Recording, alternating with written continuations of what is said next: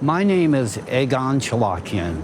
I am a particle physicist, international tax and IP law professional, federal lobbyist, and intelligence community educator who has devoted decades of research to studying the impact of climate change on national security. The current state of Earth's climate is an unprecedented catastrophe, a mortal challenge to our entire civilization.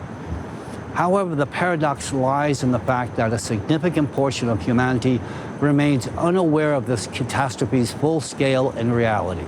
Therefore, today I'm appealing to representatives of the rational and thoughtful portion of humanity, those responsible individuals who possess capacity for critical thinking and objective assessment of the current global situation. I'm reaching out to you, regardless of your field of expertise, provided your intellectual acumen allows you to accurately analyze the events unfolding before you. I appeal to you, if your intellect transcends primitive thought. I appeal to you, if you harbor concern for your future, your loved one's future, and the entire humanity's future. I appeal to you, if you have not lost your sound judgment and the ability to think clearly, for it is incumbent upon you, intelligent and thoughtful individuals, that everything now depends. The future of humanity truly rests upon your shoulders. I now wish to draw your attention to a grave and alarming issue concerning the entire world. Russia, that is, the Siberia portion of Russia. Russia is a robust and dynamic country with a developed economy and vast natural resources. However, as of today, Russia is a threat, a clear threat to the existence of all mankind. And Vladimir Putin has nothing to do with it. The threat discussed below is not related to the sanctions our government has imposed upon Russia, nor is it related to Russia's war with Ukraine, a de facto confrontation with NATO. Still, this threat is related to what Russia values and is so proud of, their own Siberian territory. Siberia is an immense part of Russia's territory, abundant in natural resources and boasts a unique flora and fauna. Encompassing a substantial portion of northern Asia, Siberia includes tundra, coniferous forest, and mountain ranges. Siberia stands as a pivotal strategic asset for Russia, often deemed a bastion of its security. However, I now wish to converse with you about a different aspect of Siberia, a Siberia that is undergoing alarming changes in its subsurface. These changes indicate a looming and unprecedented global climate catastrophe. And this catastrophe is not only for Russia. At the same time, I wish to caution those who find a certain joy in this matter, those who pursue an active anti-Russian policy, and those whose intellect falls short of comprehending the gravity of the situation. Do not rush to celebrate. Numerous compelling facts indicate that the events unfolding in Siberia could lead to the disappearance not only of Russia, but also of our world as a whole, including America and other countries collectively. I want to emphasize that this catastrophe is not merely a possibility, but an inevitability if we remain inactive. Moreover, this will occur not in some distant future or the next millennium, but merely in a matter of years, shortly ahead of us. Let me put it this way. If a child were born today, they wouldn't even have the chance to attend school before the world ceases to exist, along with each one of us. Such a scenario is highly likely if we allow indifference and inaction to prevail. First, I would like to give you a brief and clear understanding of this urgent problem. What is happening in Siberia?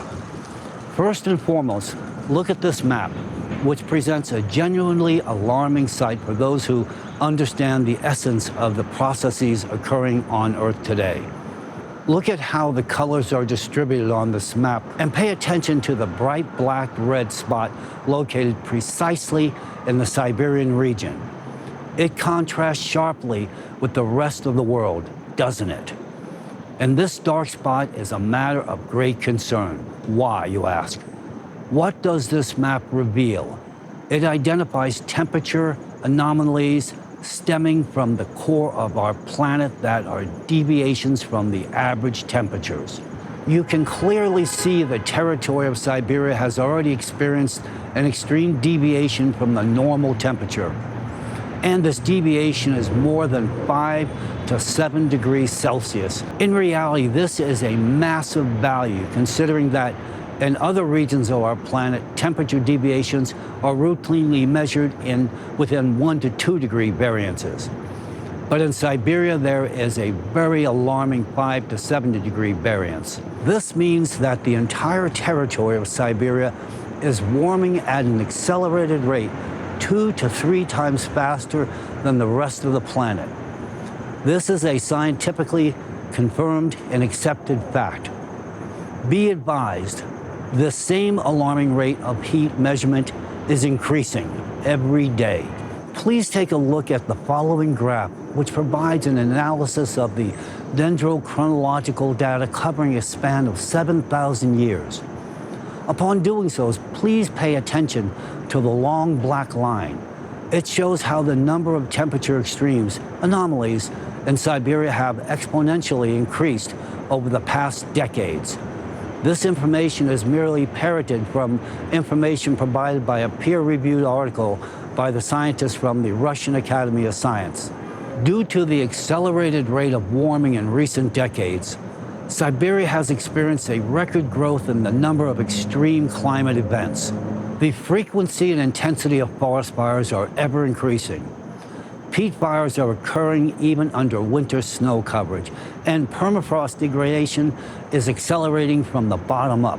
What is particularly concerning is the increased manifestation and activation of lithospheric faults in the Siberian region. This is evidenced by the intensification of heightened seismic activity in atypical regions of Siberia, including around fault lines.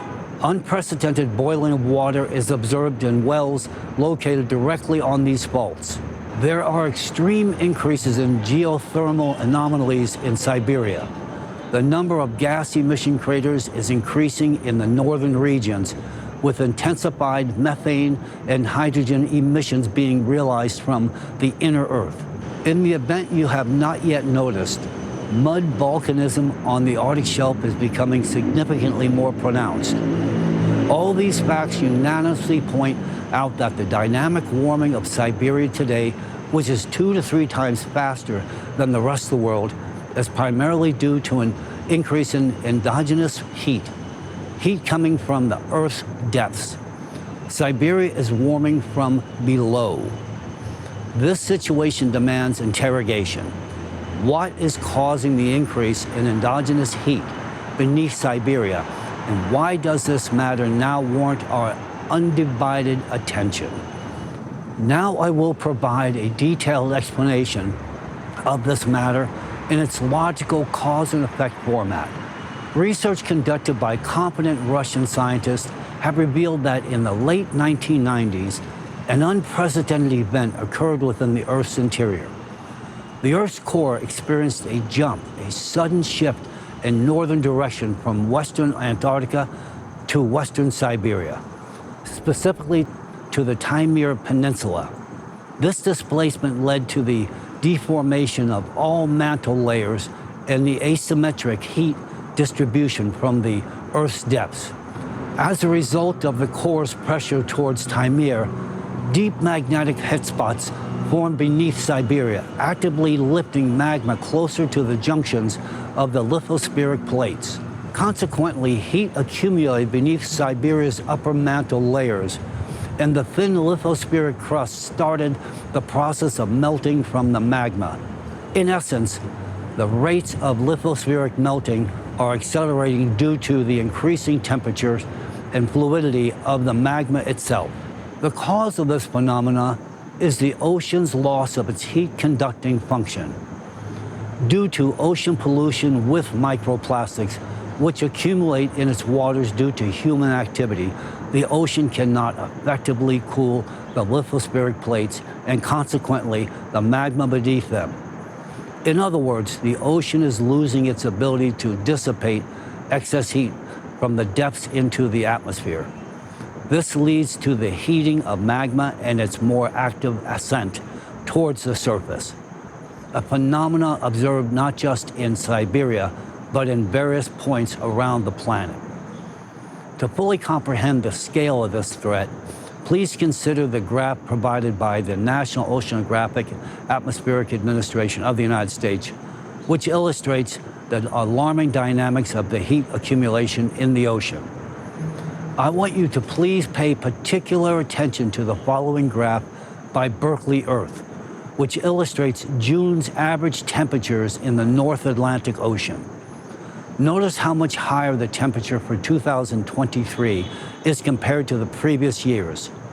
This indicates not just a simple increase, but a clear exponential progression of temperature rise. A rational person should simply extend the exponential trend line of both charts to realize the massive and severe changes that await us in the very near future. We are seeing the result of the ocean's death right now and right before our eyes. The previously mentioned map showing temperature anomalies on the planet with the bloody maroon spot in the Siberian region starkly captures its death, the death of the ocean. Please look at the map one more time to better comprehend and realize that this black spot is, in reality, the vortex of our demise. It reveals a horrifying process unfolding. That is to say, as indicated in my introduction, the activation and intensification of magma activities within Siberia's depths have increased dramatically. So what now awaits us? The uncomplicated, simple, vividly clear answer is simply place a cube of ice on a heated stove. What happens? The ice melts quickly. In the same manner, the heated magma erodes the plate, which melts just like our ice cube. It's that simple. This is what is happening right now beneath Siberia. Continuation of this unchecked process will lead to just one highly predictable outcome: a global catastrophe capable of destroying not only Russia, but also the entire world. What can we now do? In order to counter the looming threats of climate and geodynamic catastrophes, it is necessary to first understand the root causes, that is, the collective shift of the Earth's core, the rise of deep-seated magma, the increase in seismic activity, both at the surface level and in the deep focus earthquakes across the entire Earth. All point in one direction, an increase in the Earth's internal energy. But where is the source of this additional energy? The answer to this question has been found, proven, and publicly disclosed by the scientists of Alatra for many years now. As I've numerously asserted in the past multiple times, according to the research conducted by the interdisciplinary group of scientists from Alatra, the primary cause of climate and geodynamic changes on Earth is the external cosmic influences that transfer additional energy to the Earth's core, leading to activation of magma flows that erode the lithosphere. This cyclical process occurs once every 12,000 years, with a more destructive phase occurring every 24,000 years. This cyclical impact has been the cause of many global catastrophes on Earth in the past. Today, the cyclical external influence is bringing about our end and the end of our entire planet. The situation is exacerbated by the fact that ocean waters are polluted with microplastics, disrupting the thermal conductivity and its ability to dissipate excess heat from the Earth's depths into the atmosphere. We have disrupted and nearly abolished Earth's cooling mechanism that has been functioning effectively for billions of years. In turn, today, we are endangering not only our own lives, but also the life of the entire planet. Under the influence of this external cosmic impact, other planets within our solar system also cyclically experience changes. That is why, synchronously with Earth, other planets in the solar system also show changes related to their core temperature patterns, rotation dynamics, atmospheres, and electromagnetic fields. In particular, just like on Earth, where a specific region, Siberia, is experiencing warming due to core destabilization, similar pinpoint healing phenomena are observed on other planets and satellites, including the Moon. This is also linked to the transmission of additional energy to their cores. Occurrences of climate changes not only on Earth, but simultaneously on other planets of the solar system indicates that the anthropogenic factor is not the main cause of the current climate challenge, as some claim, but a cosmic influence of a significant magnitude, which scientists from Alatra warned about a decade past. Thus, this external cyclical influence transmits additional energy to the Earth's core, which, when converted into heat, excites magma flows that destabilize the lithosphere. This has culminated in the exacerbated warming now realized in Siberia that cannot be explained by any other causes. This process will accelerate and spread to other parts of the world. Siberia is just one of many regions under the threat of a massive cataclysm due to the increased energy within the planet. Other dangerous points on the planet, such as the Yellowstone supervolcano, could also trigger a global catastrophe. Moreover, there is currently no trend toward reducing the progression of growth and intensity of climate and geodynamic extreme phenomena on Earth. Instead, there is a tendency for them to worsen. Our world is very small, and the risk of its loss is immense. It is crucial to realize that we are entering a period of large-scale catastrophes and natural disasters that could potentially devastate humanity and our planet in the coming years. Hence, today humanity is confronting two pivotal issues that demand our immediate attention and resolution. The first pertains to the external cosmic influence, which is already inflicting irreparable harm upon our planet. The second is the dead ocean, which catalyzes even greater warming within the Earth's depths. Solutions do exist, and we possess an understanding of the necessary actions. No single nation on Earth can independently address these issues. This is due to the current state of nations divided and lacking consensus, cohesion, and a unified stance even in the face of this lethal climate threat. It is no coincidence that science, too, is fragmented. Each scientist specializes narrowly within their own field, and no one scientific domain perceives the entire picture. Similarly, the field of geology is likewise divided into myriad disciplines that fail to interact. Separate research endeavors occur within each discipline, yet an overarching data framework is clearly absent. Under such circumstances, how can we comprehensively understand what is actually transpiring within the planet's climate? Everyone witnesses the escalation of anomalies in Siberia and observes abnormal shifts across the Earth's layers. Yet, there are no definitive explanations that would even slightly bring us closer to escaping this dire situation. A uniform understanding of the current issue is utterly lacking in the scientific realm. To foster such comprehension, the international scientific community must genuinely and deeply delve into the study of this matter and view the world as a cohesive whole. I was able to form such a holistic perspective when I acquainted myself with the research of the Alatra scientists, scrutinized their calculations, and confirmed the accuracy of their conclusions regarding the state of our planet's climate. Please allow me to draw a brief analogy regarding the state of the modern scientific world. Envision, if you will, a literary experiment in which a renowned, influential published work is quite literally deconstructed and reformatted into independent, succinct books, embracing solely the lines of an individual character, alone. I can only imagine what this would do to the storyline.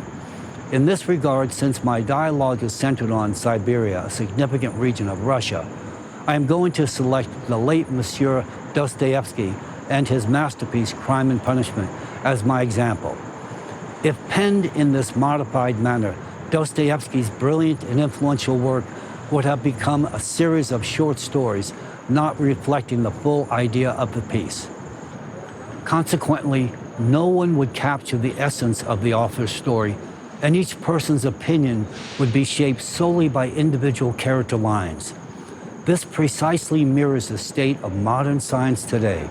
The division and fragmentation of research prevent us from perceiving and comprehending the complete picture of what is transpiring. Only when we construct our novel with the influence of all characters will we then be able to embrace these stories' holistic content. This collaborative mission must be accomplished in the shortest possible time, while we still have an opportunity to render an impact. At present, we are in a critical situation marked by an unprecedented historical surge in climatic and geodynamic anomalies on our planet, powerfully destructive catastrophes, and an impending total collapse. The current situation is characterized by two main factors that pose a threat to humanity. The first factor is the external cosmic influence that increases the Earth's core energy. The second factor is the disruption of the ocean, which impairs its ability to cool the planet's depths and dissipate excess heat. The imperative for the global scientific community is to urgently establish a unified international scientific center, combine our efforts, and identify methods to eliminate both of these threats that endanger humanity. First and foremost, we need to shield the planet from external cosmic influence, remediate their consequences, and eliminate the fires and catastrophes that have already occurred and continue to happen. To achieve this, we must develop an external shield that safeguards us from all cosmic radiation. Secondly, we need to revive the ocean and restore its heat-conducting function. We possess foundational knowledge to achieve the required results and still have a chance to do so. However, whether we succeed depends on each rational individual capable of comprehending the essence of the problem and acting in accordance with that understanding. I am now addressing all rational and thoughtful individuals. If you feel the gravity of the situation and the magnitude of the looming threat, and if you can draw parallels between the climate graphs that amply project the progression and see the alarming exponential rise of catastrophes, then I implore you, please do not remain silent. Instead, take every opportunity to explain and elucidate the essence and peril of this global catastrophe to all those who have not yet chosen to open their eyes and comprehend it yet. I want each of you to open dialogue on this topic, remembering that there is nothing to slow down the pace of escalating progression that is leading us and the entire planet towards our own self-demise. Be bold. The sooner we elucidate and educate the mass public on this looming global challenge and catastrophe, the sooner political forces will elect to act responsibly on the matter. While we remain fragmented and in conflict with one another, politicians cannot and will not consolidate. Instead, they will perpetuate their habituated political practices, condemning the world to ruin. Only global awareness of the imminent and inevitable catastrophes and their causes and the timelines will compel politicians to act urgently and unite the world. Why is it so crucial for politicians who embrace our archaic beliefs to align with the interest of contemporary humanity? Simple, because today only politicians can make the final decision to establish a unified global scientific research center aimed at providing salvation for humanity and the entire planet. This is an absolutely essential measure. All fields and disciplines of science, regardless of their specialization, should come under the administration of the single center. The primary focus of the global scientific community must fall under one umbrella if we are to counter climate collapse and ensure our survival as a civilization. Our survival does not depend on the release of new models of smartphones, fashionable cars, or secretive supersonic missiles aimed at our destruction. However, our survival does depend on world science uniting into a single scientific center as soon as possible. We will not survive if climate catastrophes continue to progress, dismantling our planet and our lives. The occurrence of problematic climate behavior is increasing at a frightening rate of accelerated frequency, annihilating human life in its path. The devastation evolving from adverse climate activity will wreak destruction upon Earth and will eclipse the impact of contemporary weaponry visited in a battle zone. In fact, soon, even missiles won't be necessary. If unchecked, the climate will exterminate us all at such pace and in such quantities that wars will be rendered obsolete. Yet world leaders still produce weapons of mass destruction and do absolutely nothing to stop the looming devastation of our planet. At this moment, we are approaching the active phase of a 24,000-year cycle. It can be said with certainty that based on this exponential trend, we will not make to the cycle's culmination. This is fact. If we elect to do nothing, I need not remind you of the outcome. I emphasize once again that we will not be able to survive without an immediate unification of science. We will not survive without a unified scientific research center capable of gathering all knowledge, the finest global interdisciplinary expertise, and directing all of this towards salvation of humanity. Every day we delay in this sentence for all of us, we will perish more frequently and in greater numbers. The further this destructive process advances, the fewer opportunities and resources we will have left, and the fewer scientific centers, laboratories, and observatories will survive, until total chaos sets in, when we would then lose the ability to communicate, undertake life-saving research, and/or any preemptive action whatsoever. It is imperative that we now unite world science and reform international relations globally. Only politicians can bring this about. In the face of rapid and unprecedented climate change that threatens the security of the entire global community, politicians and economists must devise a new model of a unified planned economy. This model should be grounded in a comprehensive assessment of climate risk and analytical forecast of catastrophic consequences. The unified economy should consider the geographical location, resource potential, and infrastructure development of each country, while also promoting collaboration and international coordination. Every nation must actively participate in this global process.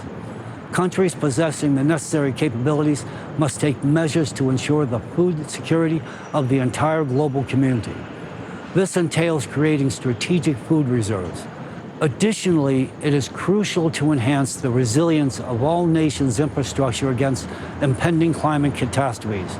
It is imperative to promptly reassess building norms and standards, introduce materials and structures of heightened durability, and construct new buildings and cities in safe zones, considering the geographical peculiarities of the region and the evolving climatic and geodynamic characteristics. All global industry sectors must be redirected towards preventing and mitigating the consequences of climate catastrophes. Production of specialized equipment, both construction-related and rescue-oriented, must be scaled up.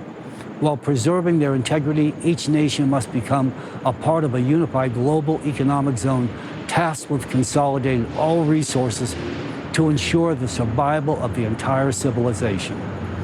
Henceforth, there must be a single political strategy worldwide centered on the salvation of the planet and the survival of all humanity. Politicians must urgently find common ground and end all international discord and divisions based on political, national, and linguistic principles. All disagreements must be erased. All wars must be halted.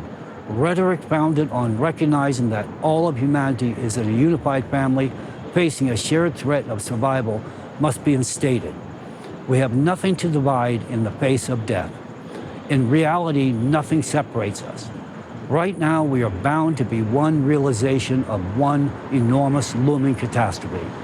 Faced with this adversity, we must unite and do everything we can to save our world and humanity. It is imperative to open borders so that people can freely move and adopt to different countries without waiting until they are compelled to move from disaster zones to the remaining safer regions. In doing so, people will move around the world within a unified economic zone, ensuring that each individual, regardless of location, is provided with housing, food, and essential necessities. Additionally, unified rules of interaction must be developed, guaranteeing the protection of individuals' rights and freedoms, regardless of whether they are climate migrants or host communities. In the context of the global climate crisis, where humanity faces the threat of total extinction, it is imperative that we reevaluate the role and functions of the military forces.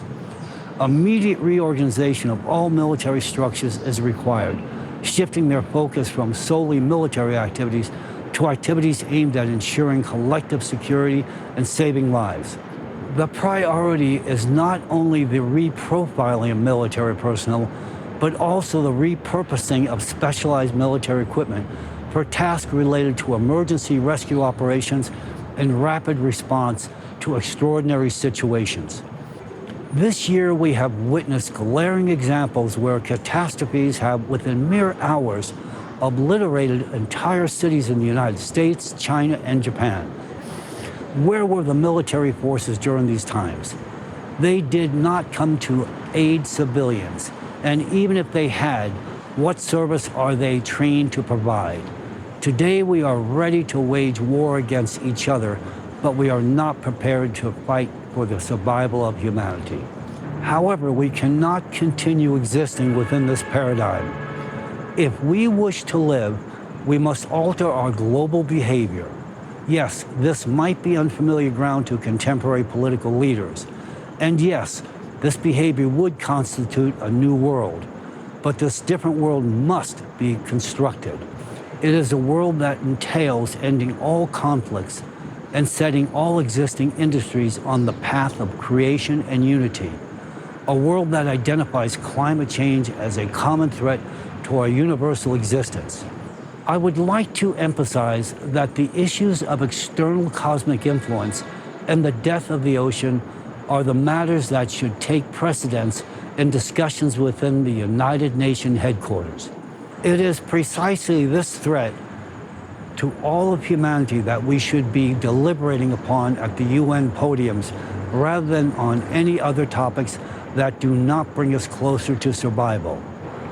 Today, I address all rational individuals on our planet. I particularly wish to speak to those who own the world's media organizations. You are just as human as we are, with loved ones for whom you built your empires. You have ambitions and plans for the future. If you want your family lineage to continue and your influence and media empires to endure, and more importantly, if you want your life to be preserved, allow journalists to speak the truth about the climate. If you silence and prohibit your journalists on your media platforms from speaking the truth about the climate, people won't fully grasp the gravity of the situation. Consequently, they will remain inactive. Soon we will enter an era where there will be no internet, no television, or telephone service. We will plunge into chaos, where your money, your empires, and your power will lose all significance. The sole concern for you and your loved and dear ones will be simple survival. However, in this impending scenario, you will sadly realize that you can no longer change anything. You will be powerless. By then, you will have lost all your media resources, thus losing influence over the masses, and your empires will be shattered.